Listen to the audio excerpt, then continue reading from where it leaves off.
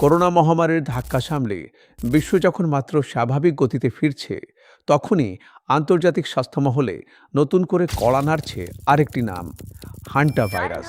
1950-এর দশকে কোরিয়ান যুদ্ধের সময় হান্টার নদীর অববাহিকায় প্রথম এই ভাইরাসের ভয়াবহতা দেখা গিয়েছিল। কিন্তু 2026 সালের মে মাসে এসে একটি আন্তর্জাতিক প্রমোত্তরিতে আকস্মিক কিছু মৃত্যুর পর এটি আবার বিশ্বজুড়ে আলোচনার কেন্দ্রবিন্দুতে চলে এসেছে। এই ভাইরাসটি কোনো গুজব নয়, বরং একটি সুনির্দিষ্ট বৈজ্ঞানিক বাস্তবতা। এটি মানুষের শরীরের ফুসফুসকে যেমন স্তব্ধ করে দিতে পারে, তেমনি হার্ট এবং কিডনিকে বিকন করে দিতে পারে মাত্র কয়েক দিনের ব্যবধানে। তবে ভয়ের চেয়েও বড় অস্ত্র হল সঠিক তথ্য ও সচেতনতা। আজ আমরা কোনো প্যানিক বা আতঙ্ক তৈরি না করে এই ভাইরাসের পেছনের আসল বিজ্ঞানটা সহজ ভাষায় বুঝব। ভিডিওটি শেষ পর্যন্ত দেখলে আপনারা জানতে পারবেন কিভাবে এই ভাইরাসের সংক্রমণ ঘটে এবং এর থেকে বাঁচার উপায় কী। ক্লিনিক্যাল দৃষ্টিকোণ থেকে হান্টা ভাইরাসের আক্রমণকে দুটি মারাত্মক সিন্ড্রোমে ভাগ করা হয়। প্রথমটি হল HPS বা হান্টা ভাইরাস পালমোনারি সিন্ড্রোম, যা মূলত আমাদের শ্বসনতন্ত্রকে আক্রমণ করে। এর শুরুর লক্ষণগুলো খুবই সাধারণ, যা অনেক সময় সাধারণ ফ্লু বা ডেঙ্গুর মতো মনে হতে পারে। যেমন তীব্র জ্বর, শরীর ও পেশিতে প্রচণ্ড ব্যথা, বিশেষ করে উরু, পিঠ ও কাঁধে, মাথা ঘোরানো, ক্লান্তি এবং পেটে ব্যথা। কিন্তু সংক্রমণের 4 থেকে 10 দিন পর আসল জটিলতা শুরু হয়। ভাইরাসটি ফুসফুসের সূক্ষ্ম রক্তনালীগুলোকে ক্ষতিগ্রস্ত করে। ফলে রক্তনালী থেকে তরল বা পানি চুইয়ে ফুসফুসের ভেতরে জমা হতে শুরু করে, যাকে চিকিৎসা বিজ্ঞানের ভাষায় বলা হয় পালমোনারি এডিমা। রোগী তখন প্রচণ্ড শ্বাসকষ্টে ভোগেন, কাশির সাথে রক্ত আসতে পারে এবং এক পর্যায়ে ফুসফুস সম্পূর্ণ অকেজো হয়ে পড়ে। এই রোগে আক্রান্তদের মৃত্যুর হার প্রায় 38%, যা অত্যন্ত আশঙ্কাজনক। হান্টা ভাইরাসকে শুধু ফুসফুসের রোগ ভাবলে ভুল হবে। এটি সরাসরি আমাদের কার্ডিওভ্যাসকুলার সিস্টেম বা হার্টকে আঘাত করে। যখন ফুসফুসে পানি জমে এবং শরীরে অক্সিজেনের তীব্র ঘাটতি হয়, তখন হার্টের পাম্প করার ক্ষমতা মারাত্মকভাবে কমে যায়, যাকে আমরা বলি মায়োকার্ডিয়াল ডিপ্রেশন। রোগী তখন কার্ডিওজেনিক শোকে চলে যায় এবং রক্তচাপ বা বিপি আশঙ্কাজনকভাবে কমে যায়। যাদের আগে থেকেই হার্টের দুর্বলতা বা ব্লকেজ আছে, তাদের জন্য এই পরিস্থিতি দ্রুত প্রাণঘাতী হয়ে ওঠে।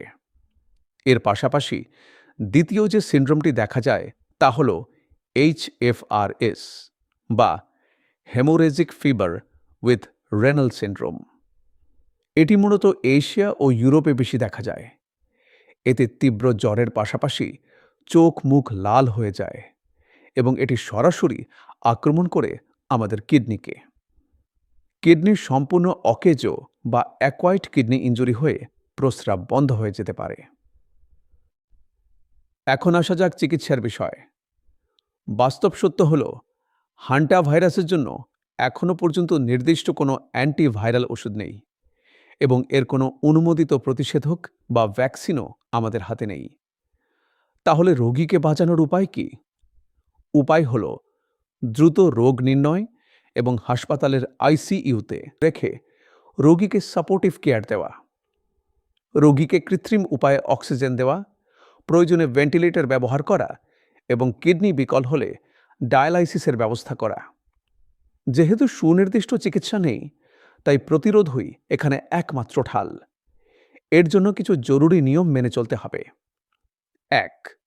ঘরবাড়ি, বিশেষ করে রান্নাঘর, স্টোর রুম বা গ্যারেজ সম্পূর্ণ ইঁদুর মুক্ত রাখতে হবে। খাবার সবসময় ঢেকে রাখতে হবে। 2. সবচেয়ে গুরুত্বপূর্ণ বিষয়, দীর্ঘদিন বন্ধ থাকা ঘর, বেসমেন্ট বা চিলে কোঠা যখন পরিষ্কার করবেন, তখন কখনোই শুকনো ঝাড়ু দেবেন না। শুকনো ঝাড়ু দিলে ইঁদুরের শুকনো মল বাতাসে ধুলোর মতো উড়ে আপনার শ্বাসনালীতে ঢুকবে। পরিষ্কার করার আগে ব্লিচিং পাউডার মিশ্রিত পানি বা জীবাণুনাশক স্প্রে করে জায়গাটি ভিজিয়ে নিন। তারপর ভেজা কাপড় দিয়ে মুছুন এবং পরিষ্কার করার সময় অবশ্যই N95 বা ভালো মানের মাস্ক এবং গ্লাভস ব্যবহার করুন।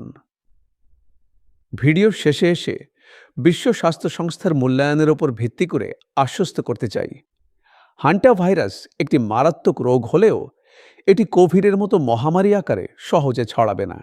তাই আতঙ্কিত হওয়ার কোনো কারণ নেই। পরিচ্ছন্নতা এবং সঠিক তথ্যই এই ভাইরাসের বিরুদ্ধে লড়াইয়ের সবচেয়ে বড় হাতিয়ার। আপনার সচেতনতা আপনার পরিবারকে সুরক্ষিত রাখতে পারে। ভিডিওর তথ্যগুলো যদি আপনাদের কাছে প্রয়োজনীয় ও যুক্তিযুক্ত মনে হয়, তবে এটি শেয়ার করে অন্যদের জানার সুযোগ করে দিন। সবাই ভালো থাকুন, সুস্থ থাকুন।